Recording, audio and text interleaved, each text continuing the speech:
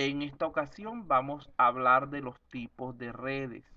Normalmente nosotros hablamos de tres tipos de redes fundamentados en su alcance, que serían las redes LAN, que generalmente las vinculamos con Ethernet, las redes WAN, que las vinculamos con Internet, y las redes MAN, que son mayormente de tipo empresarial. Aquí podemos ver que las redes LAN generalmente trabajan de manera interna dentro de una empresa u organización. Por ejemplo, esas redes de área local que construimos dentro de las oficinas de un laboratorio de computación o de la misma universidad. Tenemos las redes MAN que tienen un mayor alcance y que permiten comunicar varias oficinas, varias sedes, varios edificios diferentes entre sí,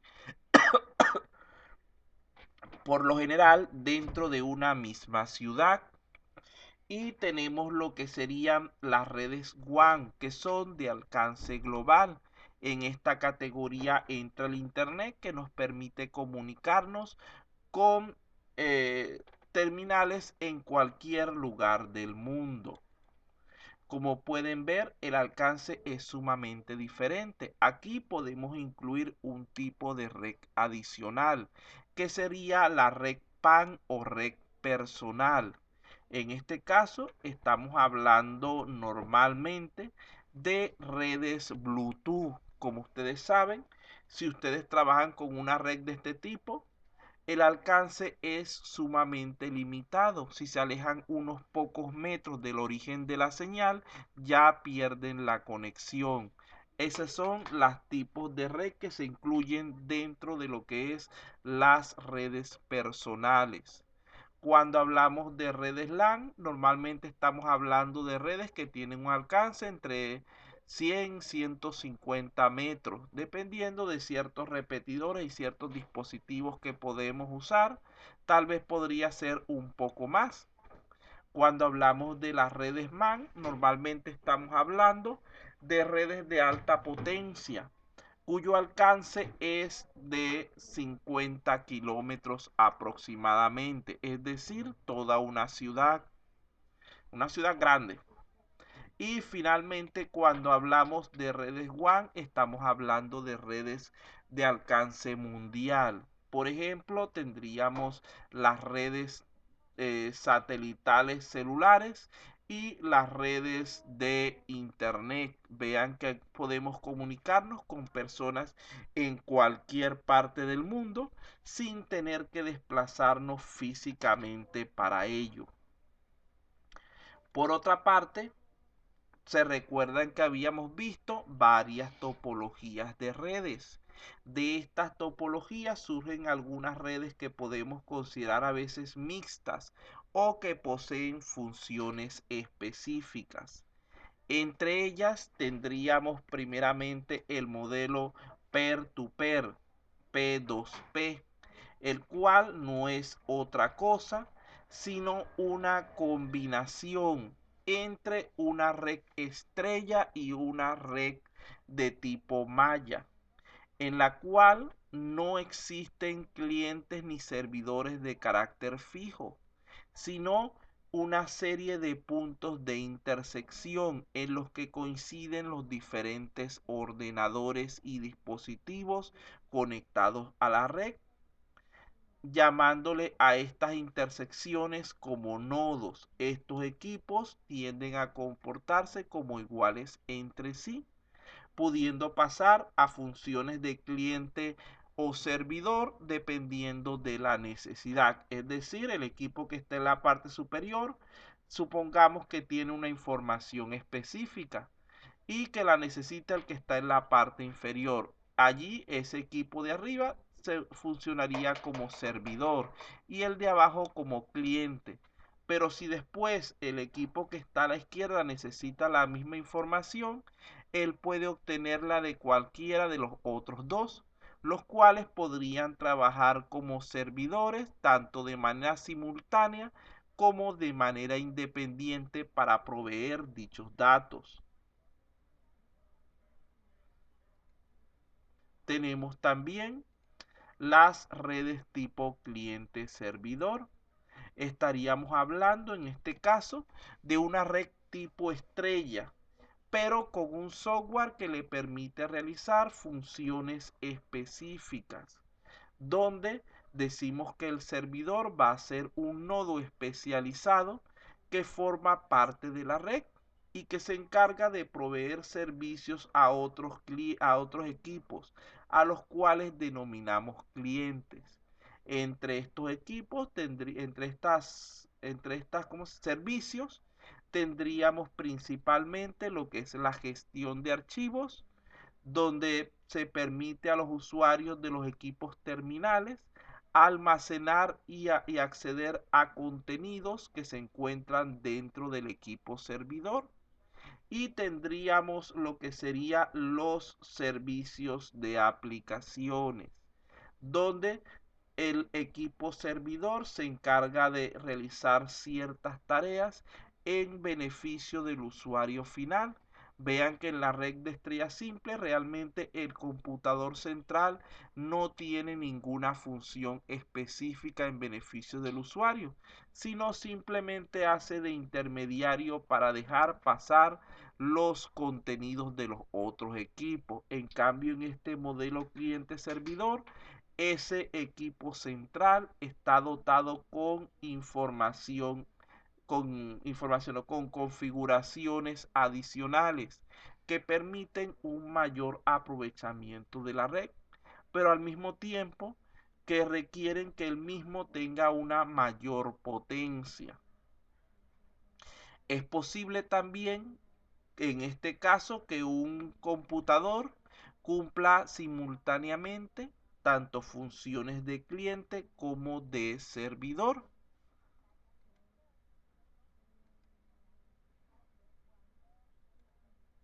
Por otro lado, también podemos clasificar las redes, según habíamos dicho ya, según el tipo de medio utilizado. Aquí estaríamos hablando de redes cableadas, cuyo mayor exponente es la red LAN que trabaja con Ethernet, y redes inalámbricas, que generalmente son representadas por aquellas que trabajan con Wi-Fi. Fíjense que una red inalámbrica es aquella donde los dispositivos se conectan, se conectan sin utilizar nodos físicamente unidos, sino que la comunicación se realiza por ondas electromagnéticas, eliminando por completo la necesidad de los cables de datos que corresponden normalmente a la Ethernet. Allí, como ustedes saben, podríamos estar hablando de redes Wi-Fi, Bluetooth o satelitales, mientras que una red cableada es aquella que se conecta por medio de diferentes tipos de cable, de medios físicos, usando habitualmente Ethernet. Estos son considerados como cables de datos y pueden ser de tipo par trenzado, coaxial, fibra óptica, etcétera. Si hacemos una comparación entre estos dos tipos de medios, podemos ver lo siguiente. En términos generales, la velocidad de la red Ethernet tiende a ser siempre más rápida, ya que cuenta con menores interferencias. En segundo lugar, tendríamos entonces también que las redes de tipo Ethernet, de tipo cableada, no comparten el canal. Habitualmente es un único cable para cada equipo, mientras que las redes inalámbricas sí son de canal compartido. Esto tiene una gran desventaja, es que reduce muchísimo su seguridad de los datos, ya que ese canal compartido puede ser accedido con mayor facilidad por cualquier tipo de hacker o intruso. Por otra parte, en las redes Ethernet, la interferencia es muy baja, normalmente prácticamente nula, mientras que en las redes inalámbricas la interferencia puede ser de múltiples tipos, llegando a perjudicar la señal si no se toman medidas a tiempo al respecto. La distancia que pueden cubrir las redes cableadas generalmente es mayor, digamos que en términos de usuario común. Nosotros podemos tener una red cableada si la planteamos correctamente, inclusive de varios kilómetros. Para el caso de la red de tipo inalámbrica, si nos alejamos mucho del punto de acceso, perdemos la conexión, aunque esto actualmente ha mejorado gracias a la existencia de redes satelitales y repetidores de señal que permiten expandir esa capacidad de comunicación prácticamente a niveles iguales o mayores que lo de la red Ethernet. Cuando hablamos de HAL duplex, estamos hablando de la capacidad de la red para transferir y recibir datos al mismo tiempo. Esto es común que se dé en las redes de tipo Ethernet, en las redes cableadas, aunque en este aspecto las redes de tipo inalámbrico son bastante más limitadas. Debido a todas las características anteriores, el estándar actual para las redes de Ethernet, las redes cableadas, es el 802.3, mientras que el estándar actual para las redes cableadas sería el 802.11n, ya que recuerden que las redes cableadas requieren de mayor cuidado, sobre todo con los aspectos relacionados con la seguridad y la interferencia de los datos. Por otra parte, el medio utilizado para la transferencia, normalmente en redes cableadas, sería cables UTP par trenzado categoría 5 o 6, cables coaxiales o cables de fibra óptica. Mayormente por cuestiones de costo se utiliza lo que son los dos primeros. En cambio, en lo que son las redes Wi-Fi, trabajan con señales inalámbricas. Por lo tanto, ese costo del cableado es nulo. La instalación para la parte de Ethernet es más compleja, porque aparte de lo que es la definición de la topología, también hay que tener cuidado con la apariencia, hay que buscar las maneras adecuadas para ocultar los cables, para evitar que interfieran en lo que es el acceso a los lugares, etcétera. Entonces es mucho más compleja su instalación y su planificación. Las de tipo inalámbrico es más sencilla, porque simplemente tenemos que definir dónde nosotros queremos colocar esa conexión y listo, ya el resto del trabajo lo hace el mismo dispositivo por la no necesidad del uso de cableado físico. El siguiente elemento habla acerca de los beneficios y riesgos de las redes. Vean que básicamente ya hemos planteado estos beneficios. En primer lugar estaría la capacidad de compartir información y recursos de forma rápida y segura entre personas, empresas, etcétera, ubicadas en cualquier lugar del mundo, en cualquier momento en que lo necesiten. En segundo lugar, tendríamos lo que es eh, la reducción de costos, ya que al poder compartir hardware, software, al poder realizar esa transferencia de datos rápida, etcétera, como ya habíamos dicho, los costos vinculados se reducen sensiblemente. Tenemos por aquí también la posibilidad de administración y soporte centralizados, lo cual va a permitir la supervisión remota para la optimización de los procesos, así como el mejoramiento del rendimiento del sistema. Finalmente, debemos tomar en consideración un beneficio sumamente importante, que sería el acceso a servicios exclusivos de red. Si no existieran las redes, nosotros no pudiéramos tener reuniones como esta de tipo virtual, no pudiéramos acceder a internet, juegos en línea, llamadas telefónicas. Inclusive el tendido eléctrico no es más que un modelo de red, y podemos nombrar muchísimos más elementos de nuestro uso común. Por ejemplo, el servicio de gas domiciliario S por tubería es una red.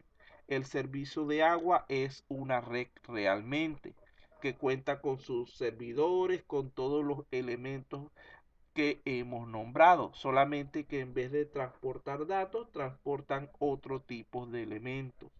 Entonces, como sabemos, según esto, existen actualmente muchas operaciones que resultarían inconvenientes, por no decir imposibles, si no contáramos con la infraestructura de red adecuada. Por ejemplo, el trabajo online en este periodo de cuarentena por la pandemia o la implementación de nuestras clases virtuales.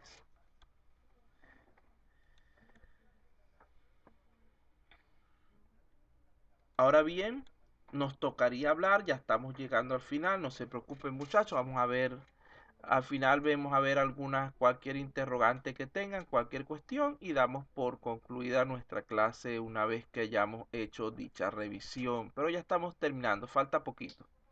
Bueno, lo siguiente dentro de nuestra agenda son los principales riesgos de una red. Normalmente, cuando nosotros hablamos de una red, debemos pensar en una serie de problemas que se pueden presentar.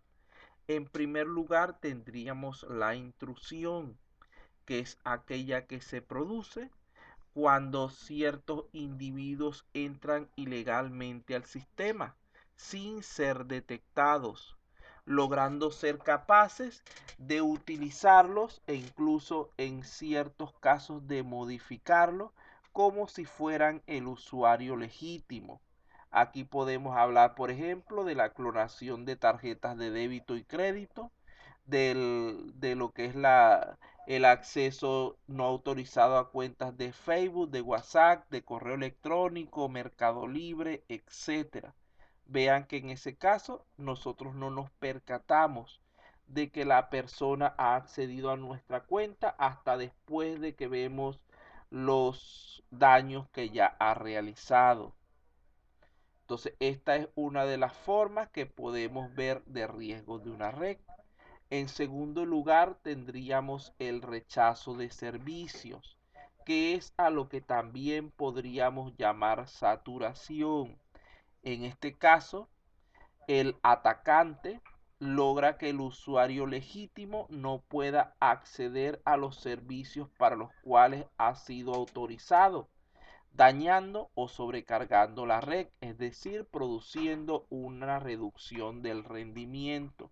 Ejemplo de esto, el más común, sería el robo de señal Wi-Fi, donde ustedes saben que mientras más personas estén conectadas a una única línea, la calidad de servicio se va deteriorando hasta que resulta imposible o colapsa en medio de su utilización. Finalmente, tendríamos el robo de información. En este caso nos estamos refiriendo al acceso a información confidencial o restringida para aprovecharlas sin autorización. Esto atenta principalmente con lo que es el derecho de propiedad intelectual y la confidencialidad de los datos. Fíjense que en este caso podríamos hacer referencia al, a lo que es el espionaje industrial y también a una de sus formas más comunes, que es la piratería informática, donde, como ustedes saben, muchas veces las películas, las aplicaciones, etcétera, salen primero a ese mercado ilegal antes de llegar a su forma legal, causando grandes pérdidas a sus propietarios y desarrolladores. Esto nos debe hacer pensar estos tres tipos de riesgo acerca de ciertos elementos que debemos tomar en cuenta a la hora de analizar los mismos. En primer lugar, debemos saber qué es lo que necesitamos proteger. No es solamente proteger los datos, hay también que proteger a los usuarios, lo que es su confidencialidad, lo que es todo este tipo de aspectos. En segundo lugar, ¿de quién vamos a protegerlo?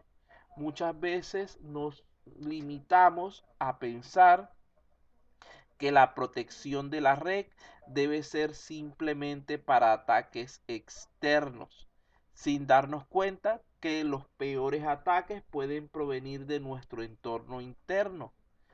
Esto se produce normalmente cuando el usuario no ha sido capacitado adecuadamente acerca del sistema, cuando existen usuarios malintencionados dentro de nuestra organización, y allí el riesgo es peor, porque normalmente es difícil prevenir los ataques que tienen un origen interno. La última consideración en cuanto a esta parte de los riesgos sería cómo vamos a protegerlos. Allí estaríamos hablando del establecimiento de políticas y estrategias que nos permitan a nosotros el poder hacer un mejor aprovechamiento de nuestras redes, minimizando todo este tipo de problemas que hemos planteado. Bueno, vamos a ver por aquí algunas preguntitas para ver qué tanto se acuerdan antes de ir al final de la clase. En primer lugar, de las que tenemos en pantalla, ¿cuáles son los dos tipos de redes más utilizados en la actualidad? LAN y WAN, profesor. LAN y WAN, exactamente. LAN se utiliza mucho, inclusive dentro de nuestros hogares usamos pequeñas redes LAN para compartir, por ejemplo, nuestra conexión de internet, y usamos la red WAN de internet para poder comunicarnos fuera de dicha ubicación. Lo mismo pasa en cualquier tipo de empresa u organización a la cual podamos hacer referencia. ¿Cuál de estas topologías es la más usada actualmente? Estrella. La de estrella. Inclusive podríamos decir que normalmente las redes mixtas son más utilizadas, pero como estamos hablando solamente de topologías básicas, en ese caso la de estrella es la que tiene un uso más difundido, especialmente debido a su capacidad de control y de sectorizar lo que es el acceso a los datos. ¿Cuáles son los tres riesgos más comunes a los que está expuesta una red?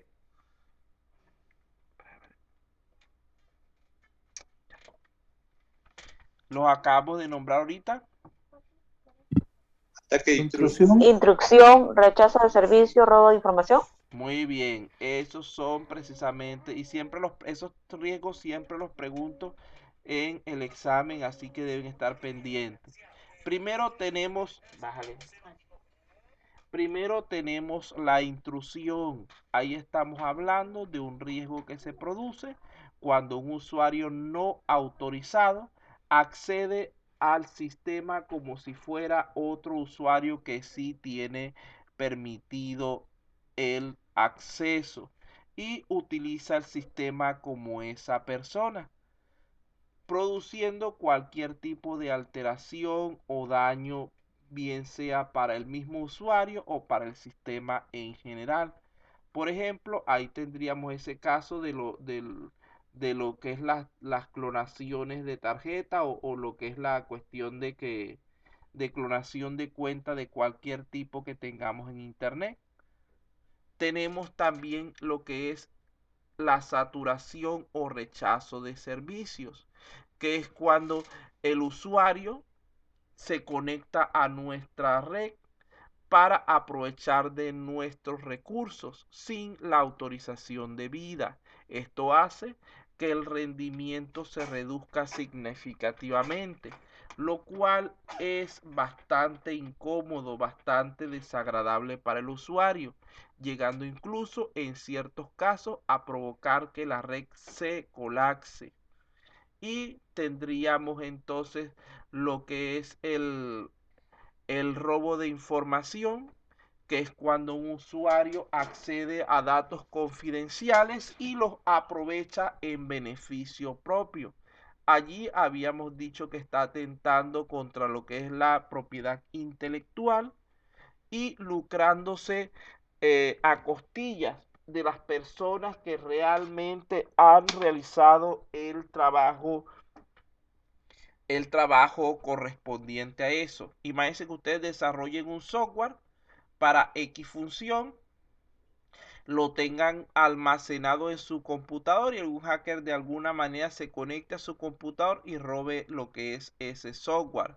Y cuando ustedes vayan a publicarlo en Android, en la tienda de Google, resulta ser que ya nadie le hace caso a su aplicación porque alguien la estuvo vendiendo mucho antes que ustedes. Y ya los clientes que ustedes van a tener, en su gran mayoría, son, ¿cómo se llama? Han sido absorbidos, se ha beneficiado esa persona malintencionada. Fíjense que como él no tiene que hacer inclusive gran esfuerzo, el caso de las películas, ¿cuánto vale una película original? Puede valerte, no sé, 20 soles, por decir un número, 30, 40 soles, no sé la idea exactamente. Y una copia, ¿cuánto te vale? 3 por 5. Vean que la diferencia de esfuerzo es muchísimo mayor para el que hizo el video original, porque él tuvo que pagar un personal que grabó las películas, tuvo que pagar actores, escenografías, todos los costos de alquiler, etcétera, que corresponden a eso. En cambio, el pirata lo que hizo fue conectarse cierto tiempo limitado al computador y empezar a reproducir copias que prácticamente no le cuestan nada. Por eso los costos de los productos piratas son tan bajos. Pero generalmente ese tipo de copias piratas tienen un menor nivel de calidad. Entonces allí estaríamos hablando de esos tres tipos de riesgo. Ah, finalmente, nuestro tema central es la necesidad de establecer la conectividad para un proyecto. A este respecto, cada negocio moderno sabemos que necesita tener una conectividad sólida para poder comunicarse efectivamente con sus clientes, proveedores y empleados. Esta es la clave para el día a día de la mayoría de los sistemas, especialmente bajo este régimen de pandemia eterna que tenemos ya tanto tiempo viviendo. Tenemos que tenemos año y medio ya de pandemia, imagínense, 18 meses. Entonces, esto va a determinar que también va a poder entregar sus servicios. Dicha conectividad también está creciendo en importancia, especialmente, nuevamente lo digo, motivado por el aislamiento social. A medida que la mentalidad de siempre conectado se va haciendo común y las expectativas de los clientes al respecto entonces siguen aumentando. Entonces, como pueden ver, es sumamente importante la conectividad para cualquier proyecto moderno. En este caso, se supone que si nosotros vamos a construir un sistema, eh, digamos que en base a conectividad, lo primero que necesitamos definir es si vamos a utilizar alojamiento web o va a ser algo tipo intranet, un servidor propio de la empresa. Lo más común en la actualidad es que se utilice el alojamiento web. Además de esto, ya que estaríamos trabajando en la web, requeriríamos de herramientas que nos permitan trabajar en base a los navegadores y aplicaciones válidos para dicha plataforma. Ahí estaríamos hablando de componentes tales como el HTML, que es para el soporte en sí de la página, CSS, que es para lo que es su apariencia, PHP, que es para darle ese componente dinámico, y MySQL para la base de datos. Entonces, por otra parte, si vamos a utilizar una RECLAN, sería para uso interno. Por lo tanto, lo más probable es que pudiera ser una de tipo estrella, dependiendo del tamaño del lugar donde se vaya a montar. Recuerden que lo normal es que la empresa, la organización que pide un sistema va a tener una cuestión híbrida, donde internamente trabaja con un modelo tipo estrella y externamente trabaja a través de la web. Los medios que podamos utilizar nuevamente van a depender de las características del entorno, pudiendo ser tanto aquellos de tipo cableado como inalámbrico. Entonces, recordemos eso, que para nuestros sistemas que normalmente construimos aquí para las tesis en Telesub, la conectividad normalmente es a nivel WAN, a nivel de Internet, ya que nosotros habitualmente especificamos que es una aplicación web, porque es lo que realmente se utiliza en la actualidad, pudiendo ser lograda a través de cualquier tipo de medio disponible y que sea compatible con diversos dispositivos y plataformas. Recuerden que la portabilidad también es un elemento importante. Además, el ancho de banda que se va a necesitar debería tratar de que sea el mínimo para así permitir su acceso desde cualquier dispositivo o ubicación que posea un navegador y conexión a Internet. Bueno, con esto hemos completado lo que son los contenidos del día. ¿Tienen alguna pregunta, alguna duda al respecto?